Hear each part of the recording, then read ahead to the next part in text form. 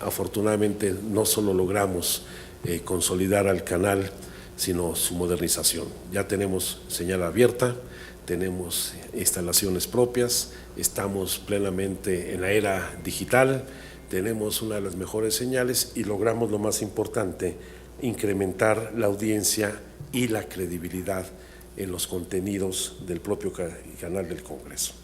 Marca mucho mi gestión legislativa mi paso por la Asamblea Constituyente de la Ciudad de México. Debo de señalar que pedí licencia 4 meses y medio para ir a desempeñarme como diputado constituyente. Tuve la oportunidad de presidir esta Asamblea Constituyente que afortunadamente ha venido dejando un saldo muy positivo y que pese a las impugnaciones del Ejecutivo Federal, de la Procuraduría General de la República, del Senado de la República, de la Comisión Nacional de Derechos Humanos, del Tribunal Superior de Justicia del Distrito Federal, de algunos partidos políticos, hemos ido allanando todos los obstáculos legales que se quisieron interponer para demostrar que la Carta de Derechos, la Carta de Libertades que hemos establecido en la Constitución de la Ciudad de México va a tener plena vigencia. Yo espero que el día de hoy prácticamente se agote por la Corte, a quien hago un reconocimiento del trabajo que ha desempeñado en el desahogo de las controversias y acciones de inconstitucionalidad contra la Constitución. Ha actuado en estricto apego al desarrollo de nuestras facultades plenas como poder constituyente, aunque nos hayan tumbado algunas cosas que afortunadamente han sido menores. Las más recientes fueron, por ejemplo, que en el Congreso de la Ciudad no tiene competencia para normar o regular la protección del patrimonio cultural e histórico, lo cual está bien. Como también señaló que en la Constitución no se le puede dar al jefe o a la jefa de gobierno la facultad para definir los salarios de todos los trabajadores de la ciudad, que eso corresponde al Congreso local, lo cual también lo veo bien. Y una de las últimas, que era de las que más nos preocupaban, la integración del Consejo Judicial Ciudadano, donde reconoce que tenemos facultades, primero, para que establecer que el presidente del tribunal no pueda presidir el Consejo de la Judicatura, lo cual va a tener un impacto nacional enorme y espero que esto conduzca a que se haga una reforma donde el presidente de la Suprema Corte de Justicia de la Nación, el próximo, no presida al mismo tiempo el Consejo de la Judicatura para que la Corte se constituya un verdadero tribunal constitucional. Y la reforma que nos proponen es que en lugar de que solo 3 de los 7 integrantes del Consejo Judicial Ciudadano que definirán las propuestas de los miembros del Consejo de la Judicatura, de jueces, de magistrados, nos están planteando que sean mayoría aquellos que provengan de la carrera judicial, lo cual creo que no modifica de manera sustantiva el espíritu con el que se crea esta institución. Yo debo de señalar que en las 359 sesiones que se desarrollaron por el Senado en estos 3 años, solamente no estuve presente en 14 ocasiones, aunque en esas 14 ocasiones en todos los casos estuve cumpliendo comisiones oficiales. Puedo decir que asistí al 100% de las sesiones en el Senado, que en estas 359 sesiones intervine en 142 ocasiones, presenté 138 iniciativas de ley y 141 puntos de acuerdo, y durante mi periodo como legislador impartí 297 conferencias o participé en mesas redondas y debates, presenté 30 libros, escribí 148 artículos para el periódico El Universal, al mismo tiempo ofrecí 318 conferencias de prensa, emití 1,112 boletines de prensa, se publicaron 7,397 notas de prensa, así como se publicaron un boletín especial diario de la que llamamos La Zurda Diaria con 1,436 números. con un impacto importante en redes sociales. Además de las publicaciones que tuvimos la oportunidad de desarrollar como legislador, 4 libros, Política, Negocio y Poder, el nuevo aeropuerto de la Ciudad de México, donde iniciamos este debate en el año 2014, un debate que apenas se está dando y desde el 2014 fue nuestra primera planteamiento, el libro de Drogas y Poder respecto al fracaso de la política prohibicionista en el país, otro sobre el fracaso del sistema electoral mexicano, uno sobre la Ciudad de México, hace una reflexión, una memoria de 7 siglos de historia de la ciudad y distintos ensayos en distintas revistas y medios. Yo creo que el proceso electoral de 2018 va a traer un cambio profundo en la vida del país. Se cierra un ciclo, termina una nueva época. Estamos ante un fin de época y a una época de cambios.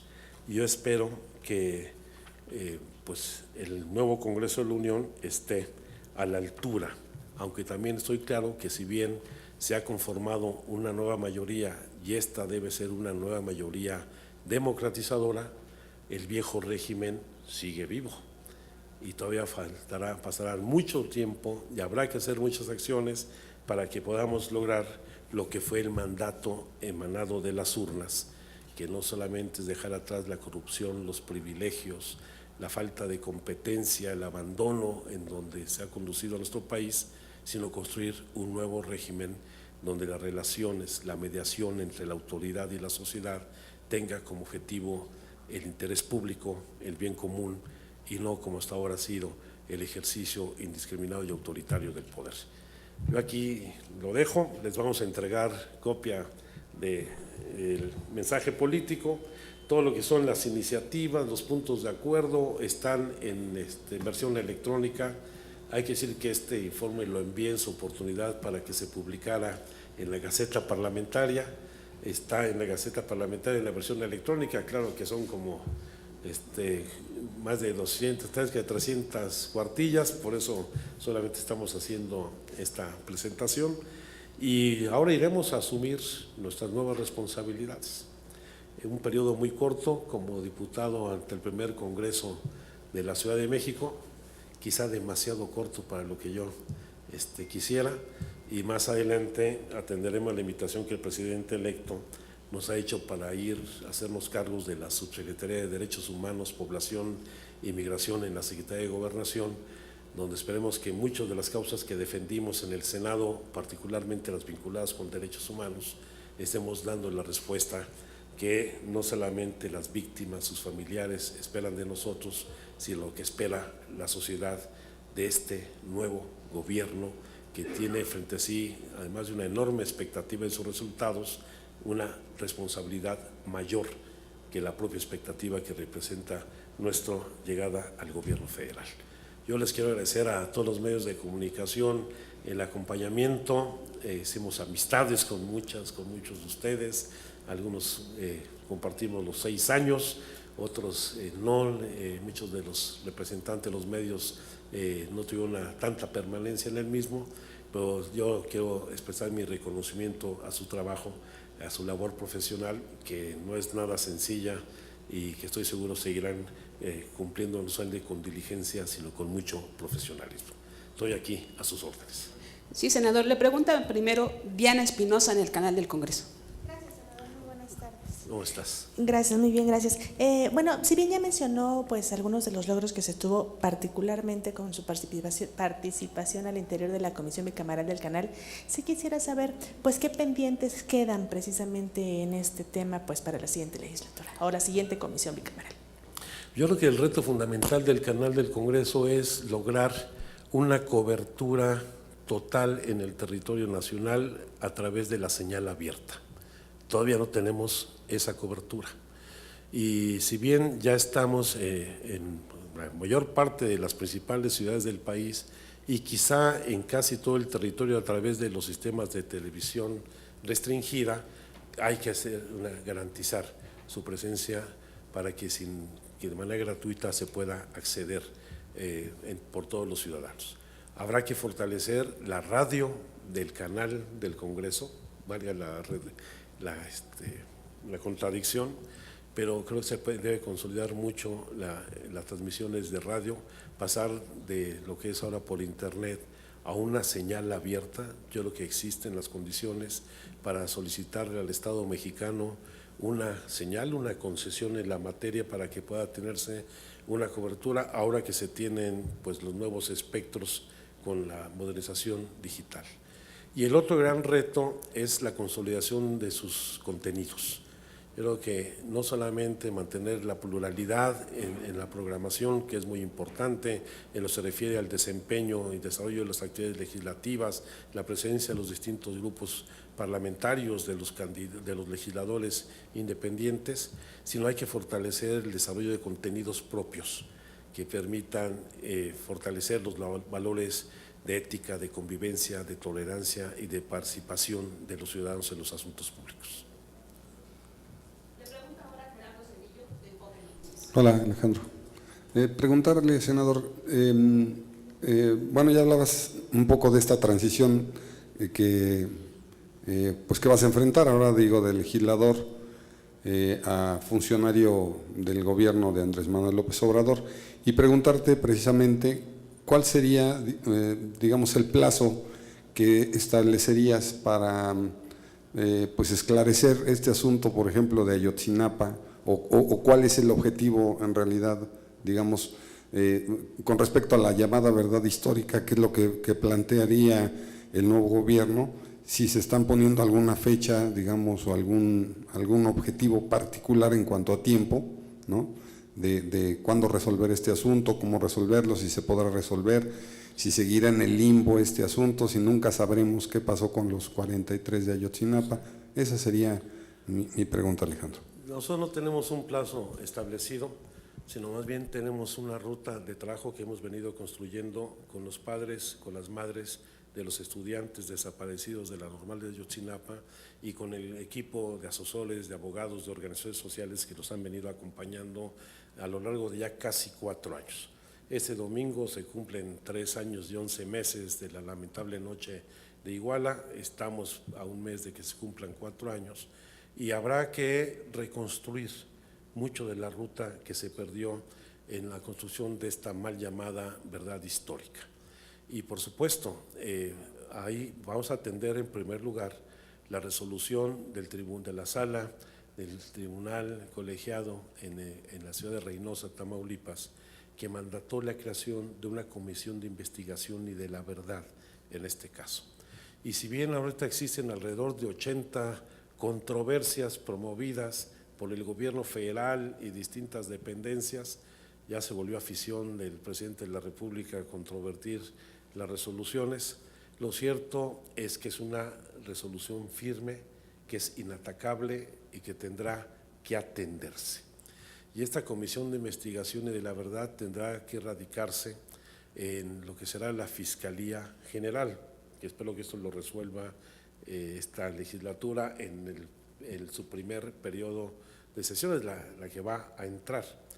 Y junto con ello nosotros estaremos generando las condiciones y facilidades para dar atención a las demandas de los padres de familia.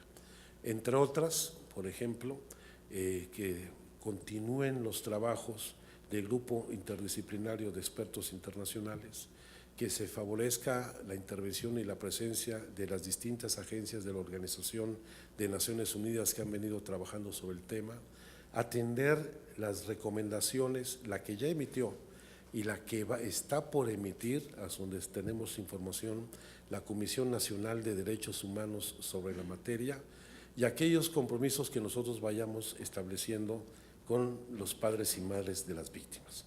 Y esto pues va a implicar reabrir la investigación, y esta pues tendrá sus propios tiempos en su desahogo. No quiero fijar ninguna fecha, pero va a haber un cambio no solamente profundo en materia de voluntad política para enfrentar esta situación, sino también de diligencia jurídica y profesional para conocer los hechos y saber dónde están los muchachos. Nada más una pregunta, ¿esto lo sabremos antes de que concluya el sexenio de Andrés Manuel o nos iremos otros sexenios? No, el compromiso, es más, la instrucción que tengo del presidente electo es acelerar el paso para conocer a la brevedad. No podemos seguir postergando eso, son 4 años de incertidumbre. El propósito es resolver este asunto durante nuestra gestión, por supuesto. Carlos Rodríguez, Notimex. Perdón. Senador, ¿cómo estás? Buenas tardes. Buenas tardes. Senador, en el tema del Instituto Nacional de Migración, digo, ustedes fueron de los más críticos con lo mal que está el instituto, ¿no?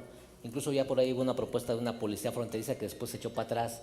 Ante Afortunadamente. las críticas. Sí. ¿Cuál es tu propuesta o qué se está analizando en el nuevo gobierno en el tema del Instituto Nacional de Migración, sobre todo porque, bueno, acabamos de cumplir 5 años, bueno, no sé, 7 años de lo de San Fernando, todavía hay por ahí muchos cabos sueltos, ¿qué van a hacer con el Instituto Nacional de Migración? ¿Cuál es la propuesta que vas a hacer al respecto? Vamos a hacer un rediseño integral y profundo del Instituto Nacional de Migración. Lamentablemente, este instituto es una de las principales dependencias o instituciones del sector público del país que más violaciones cometen a los derechos humanos en el país. El signo característico de este instituto no solamente es su ineficiencia, el maltrato que se otorga no solamente a los migrantes, sino a connacionales, y también rasgos muy significativos de corrupción y de vínculos con actividades ilícitas.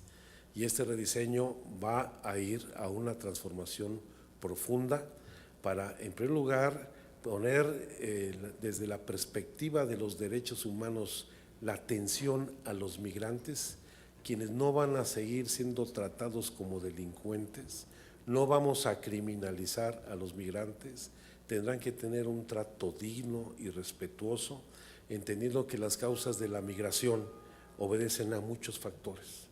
En primer lugar, a problemas que obligan al desplazamiento económico, otros que obligan por la situación política o de riesgos que se generan por la violencia en muchos de los países de los migrantes de donde son originarios, en donde lamentablemente el tratamiento que han venido dando hasta ahora la autoridad mexicana a los migrantes es peor que el que los mexicanos reciben en los Estados Unidos.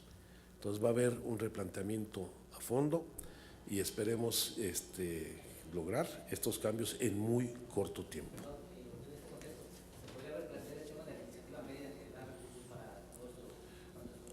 Ya lo vamos a revisar a fondo. Por supuesto, corresponde a su subsecretaría ver los convenios migratorios con los Estados Unidos y los países centroamericanos. Ya el presidente electo, en la carta que envió al presidente Trump, señaló la importancia de establecer programas, políticas y canalizar recursos para el desarrollo allende de la frontera sur en un acto de cooperación internacional. Va a haber impactos muy significativos en las obras de infraestructura que impulsará el nuevo gobierno en ambas fronteras.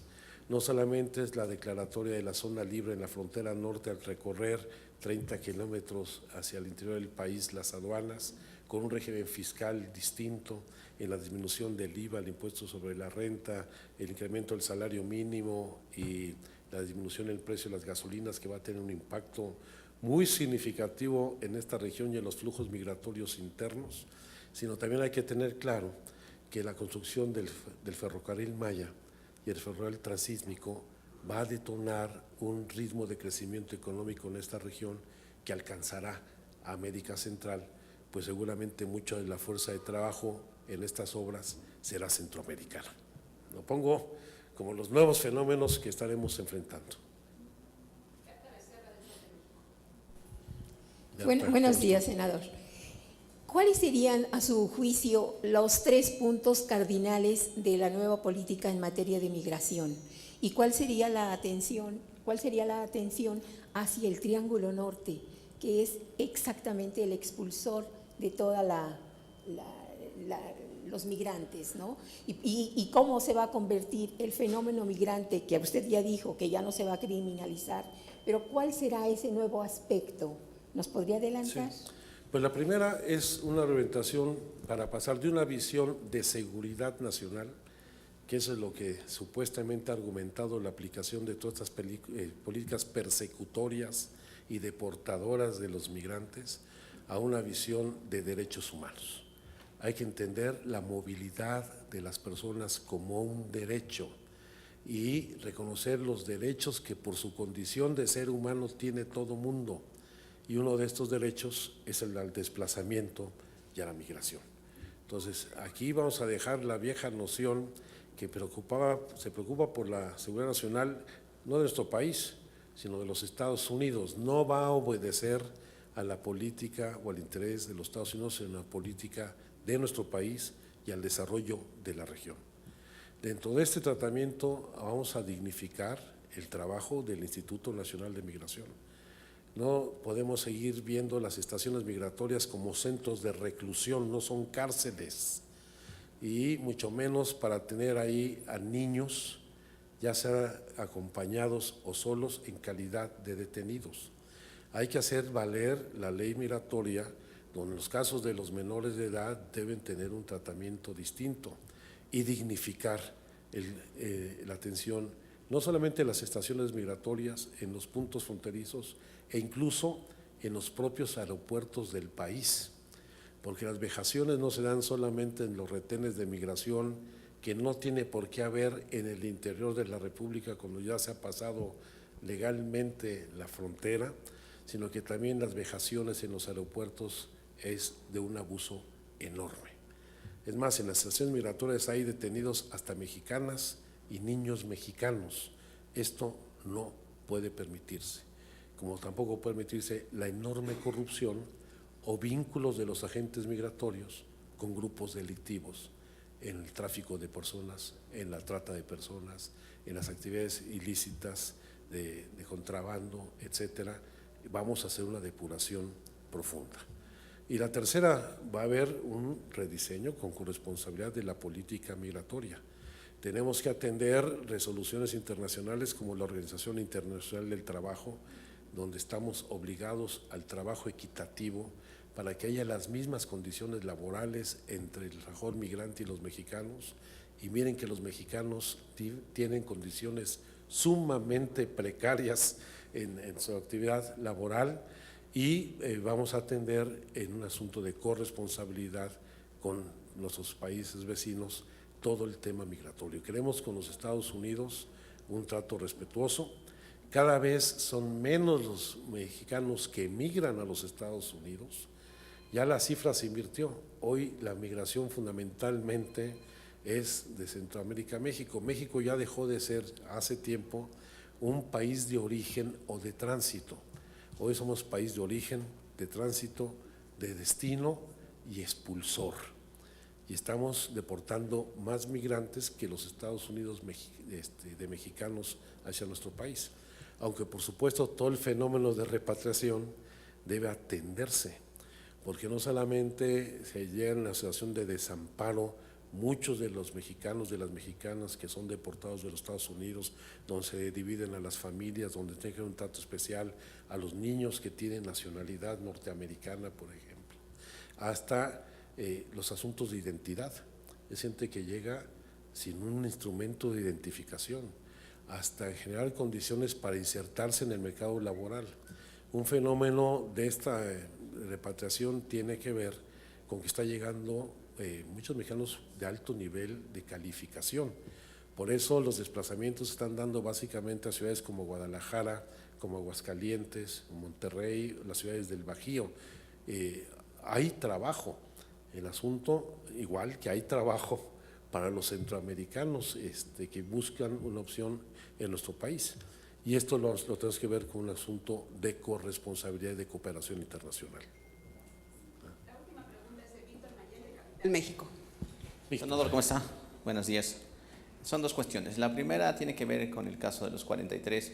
Más allá de este compromiso que hay por conocer la verdad histórica y que los mexicanos la sepan, ¿la próxima administración estaría en la tesitura o en el escenario de que se pudieran abrir procesos penales contra aquellos exfuncionarios que actuaron con dolo u omisión en esta investigación y que dieron a conocer un escenario totalmente distorsionado de lo que ocurrió esa noche?